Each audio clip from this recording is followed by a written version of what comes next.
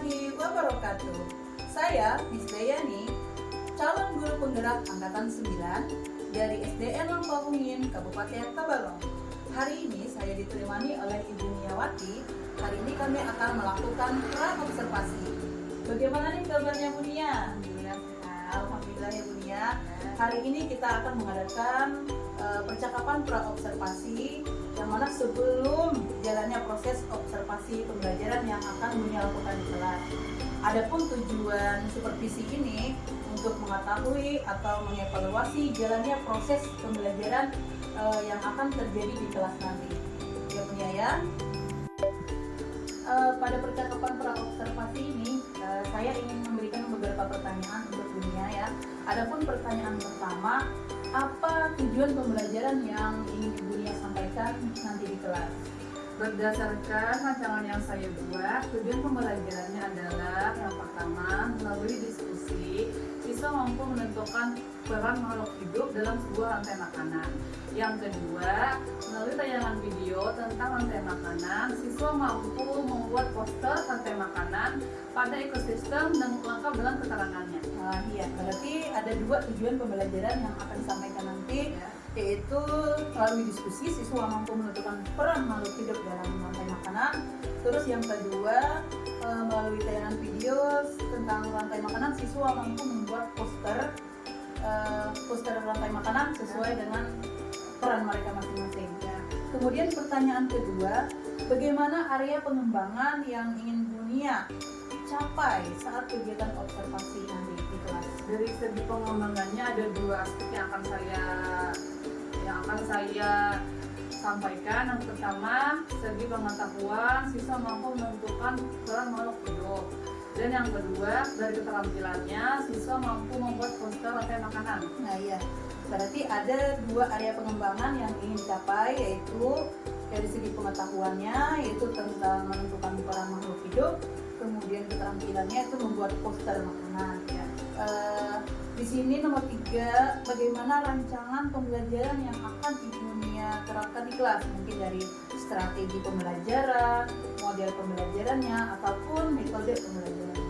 Kalau dari segi strategi yang akan saya laksanakan, yaitu pembelajaran berdiferensi sosial emosionalnya dengan kesiapan belajar siswa. Yang kedua, melakukan pembagian kelompok sesuai dengan kemampuan dan keaktifannya. Kemudian model pembelajarannya saya menggunakan model problem based learning atau pembelajaran berkesamaan. Kemudian metodenya ada yang pertama penugasan, pengamatan, tanya jawab, ceramah, dan diskusi. Berarti rancangan strateginya itu melakukan pembelajaran berdiferensiasi, kemudian ada pembagian kelompok ya. Kemudian model pembelajarannya itu menggunakan PBL berbasis masalah. Kemudian metodenya ada penugasan, ada pengamatan, tanya jawab, dan diskusi serta ceramah ya. Terus nanti media pembelajaran yang akan Bu Nia gunakan pada saat pembelajaran nanti. Media yang akan saya gunakan yaitu ada laptop, LCD, HP Android, gambar hewannya, kemudian kertas bergambar. Iya. Kemudian nih, kapan nih Bu Nia akan melaksanakan kegiatan observasi ini? Dari segi waktunya, harinya, kelas berapa, nanti kapan? Insya Allah saya akan melaksanakannya pada kelas 5 di hari Kamis tanggal 7 Maret 2024 pada jam 5 setelah istirahat pertama. Iya. Terus apa nih pertanyaan terakhir ya Bu Nia ya? Iya. Terus setelah kita melakukan perbincangan ini, apa sih hasil yang Bu Nia dapat dari observasi ini? Hasil yang saya dapat membuat gambaran dan alur serta kesiapan dalam merencanakan pembelajaran. Iya. Terima kasih banyak Ibu Nia ya. Nanti pada hari Kamis tanggal 7 di kelas 5 setelah jam istirahat pertama ya, Ibu Nia akan melakukan observasi pembelajaran, yang mana nanti saya akan datang ke kelas Bu Nia untuk melakukan supervisi pembelajaran pada hari itu ya Bu Nia ya. Saya ucapkan terima kasih banyak ya waktunya. Iya. Demikian percakapan kami tentang pra-observasi, yang mana nantinya akan dilanjutkan dalam kegiatan observasi selanjutnya. Saya akhiri. Assalamualaikum warahmatullahi wabarakatuh.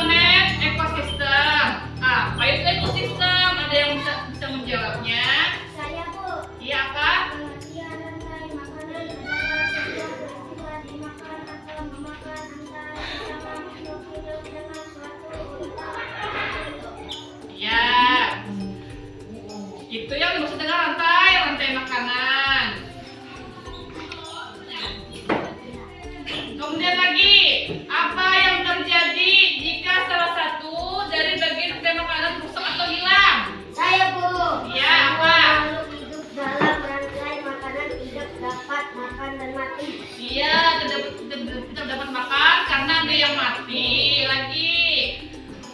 Kemudian apa yang dimaksud dengan konsumen dalam ekosistem? Saya, Bu. Iya, apa?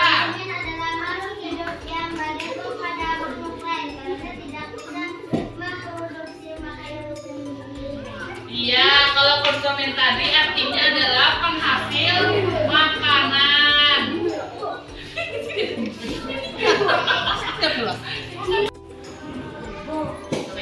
Dah.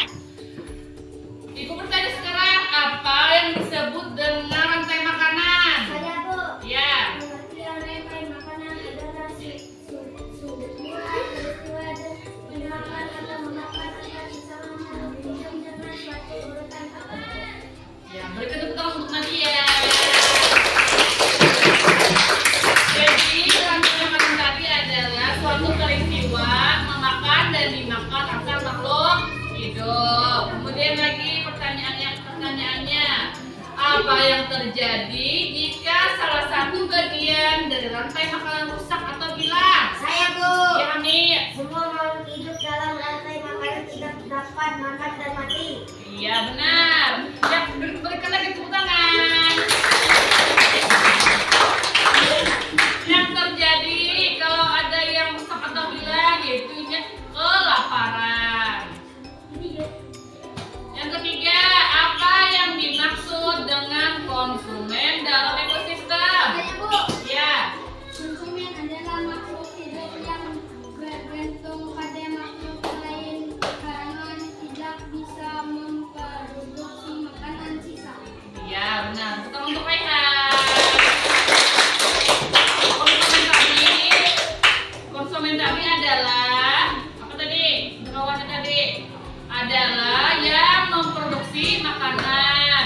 Kemudian yang keempat, apa peran pengurai dalam ekosistem? Saya, Bu.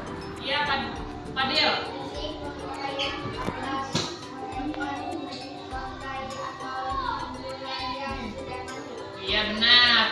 Bukan untuk Fadil lagi. Peran pengurai tadi adalah untuk menguraikan bangkai atau sisa. Kemudian, mengapa kita perlu menjaga keseimbangan ekosistem? Saya, Bu. Ya, Melisa. Menjaga kelestarian dan ekosistem rusak akan mengancam kelangsungan hidup manusia. Ya, tepuk tangan untuk Melisa.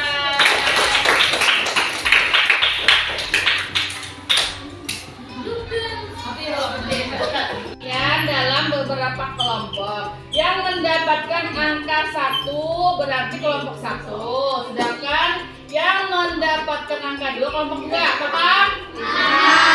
Sekarang ambil dulu kertasnya.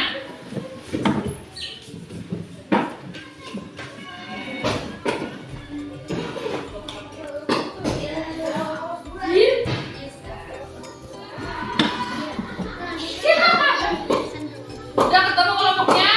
Sekarang kalian bergabung dengan kelompoknya masing-masing. Yang mana 1, yang mana 2?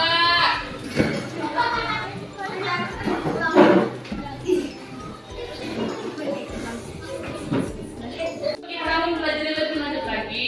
Ibu akan memutarkan sebuah video tentang rantai makanan.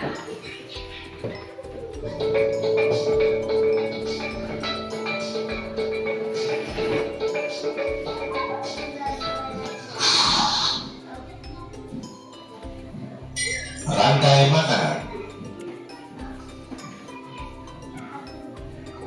Rantai makanan adalah sebuah peristiwa makan dan dimakan antara sesama makhluk hidup dengan urutan-urutan tertentu.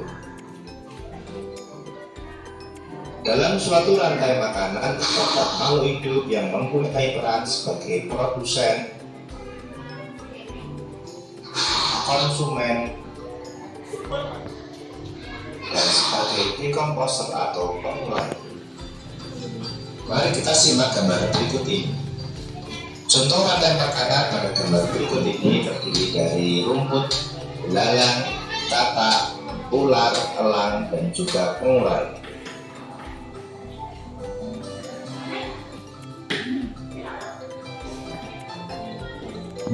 Rumput disebut sebagai produsen. Kemudian rumput akan dimakan oleh belalang yang disebut sebagai konsumen primer atau konsumen tingkat pertama. Selanjutnya belalang akan dimakan oleh katak. Katak disebut sebagai konsumen tingkat 2 atau konsumen sekunder. Kemudian katak akan dimakan oleh ular. Ular sebagai konsumen ketiga. Selanjutnya, ular akan dimakan oleh burung elang sebagai konsumen keempat. Dan pada akhirnya elang akan mati dan diuraikan oleh dekomposer. Dalam hal ini adalah jamur atau fungi. Kemudian sisa dari elang yang telah diuraikan oleh jamur akan diserap oleh rumput. Jalur masuk aliran energi bagi makhluk hidup. Energi tersebut berasal dari matahari yang diubah oleh organisme autotrof atau pembuat makanan seperti tumbuhan menjadi energi kimia dalam batang, buah, daun, dan sebagainya. Sementara itu, organisme heterotrof atau tak mampu membuat makanan sendiri memperoleh energi dengan memakan organisme autotrof. Dalam suatu ekosistem, Tadi kalian telah menyaksikan video tentang rantai makanan. Sekarang ini pertanyaan, kalau untuk produsen itu yang mana? Dan tergambar ini rumput, kemudian pohon. Lagi, kalau untuk konsumen tingkat satunya yang mana? Belalang. Apalagi?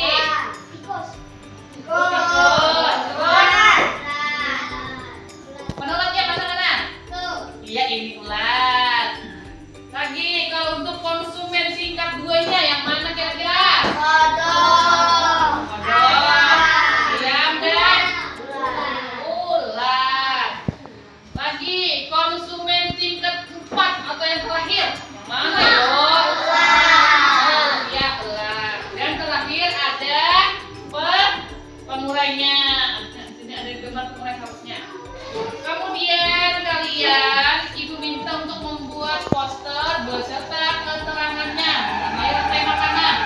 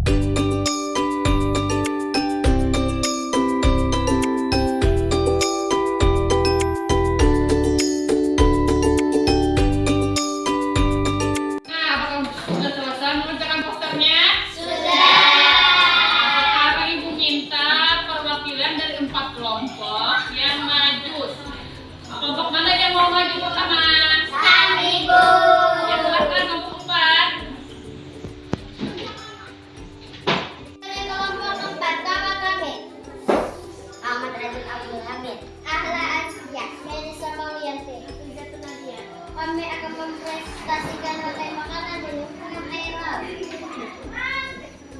Plankton berperan sebagai produsen. Udang berperan sebagai konsumen tingkat 1. Penguin berperan sebagai konsumen tingkat 2. Anjing laut berperan sebagai konsumen tingkat 3. Jika anjing laut mati, dia akan Diuraikan oleh plankton. Iya, benar. Berikan tepuk tangan.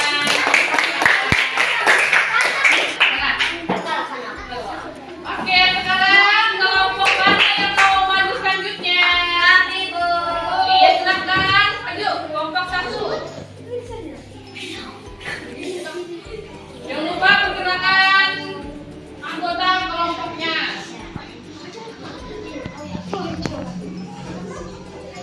Kami dari kelompok 1 atas nama Wilfred.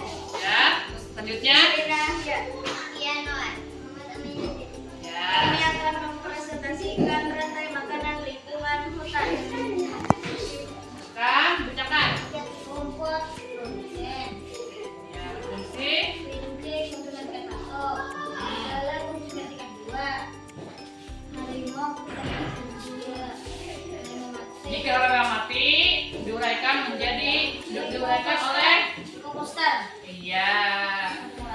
Ya, sebagai pengurainya. Sekarang untuk kelompok 4, masuk.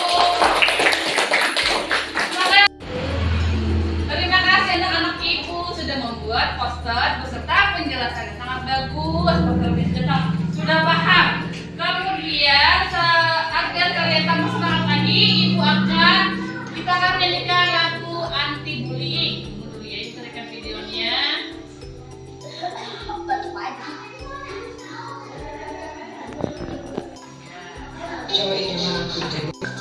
Semuanya mohon berdiri.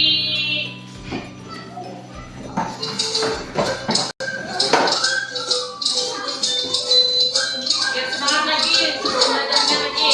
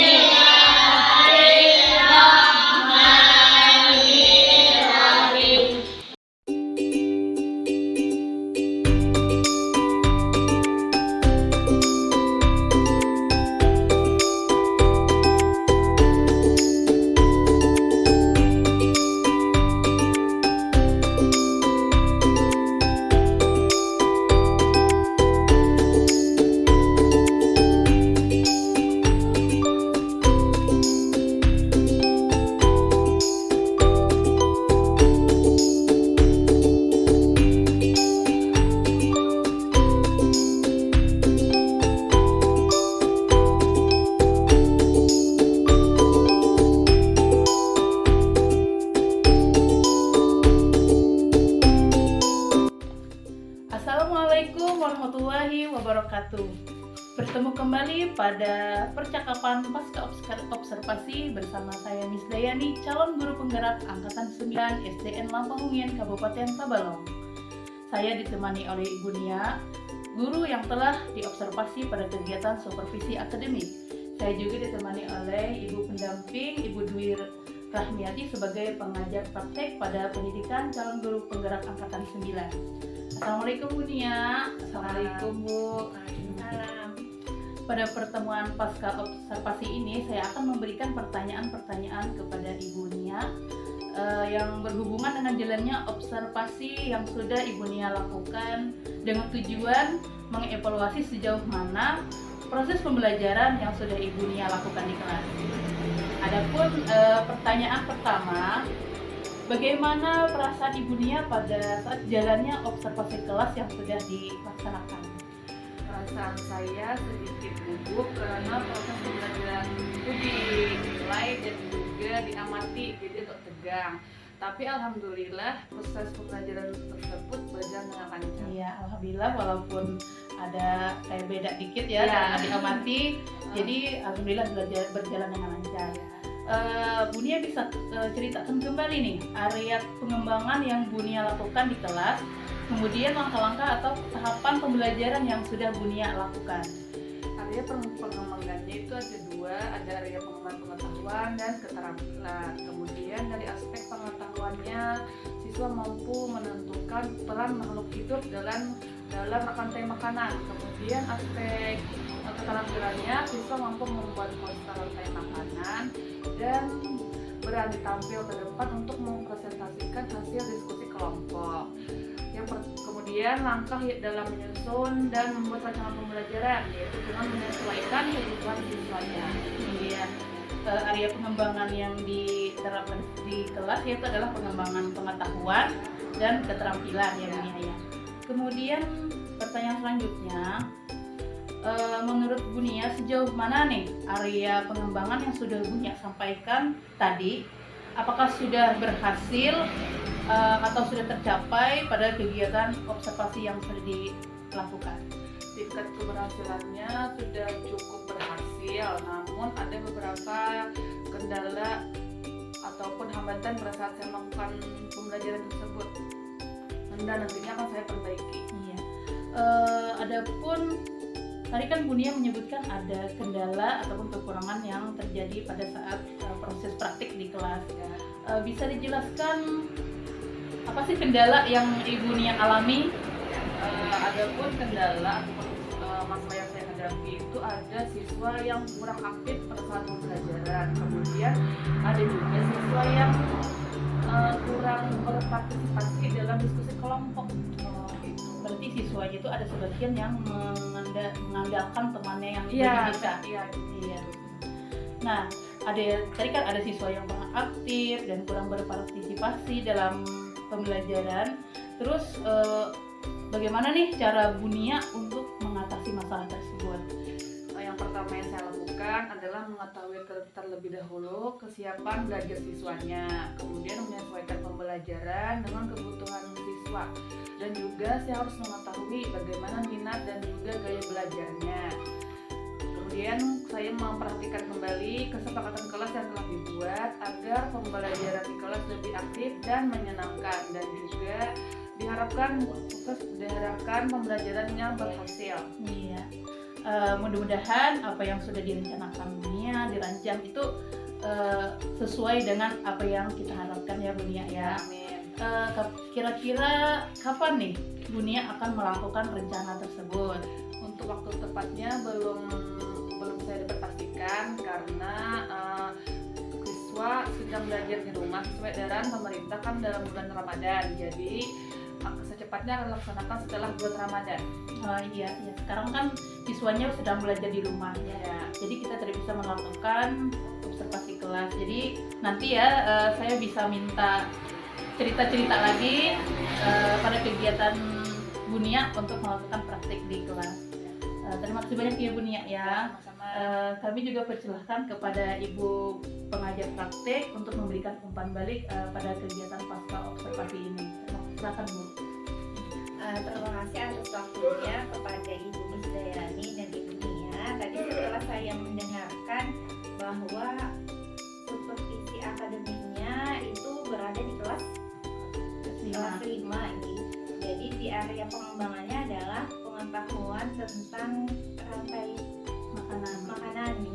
Kemudian dengan keterampilan siswa tersebut bisa membuat poster dan beralih ke depan untuk presentasi.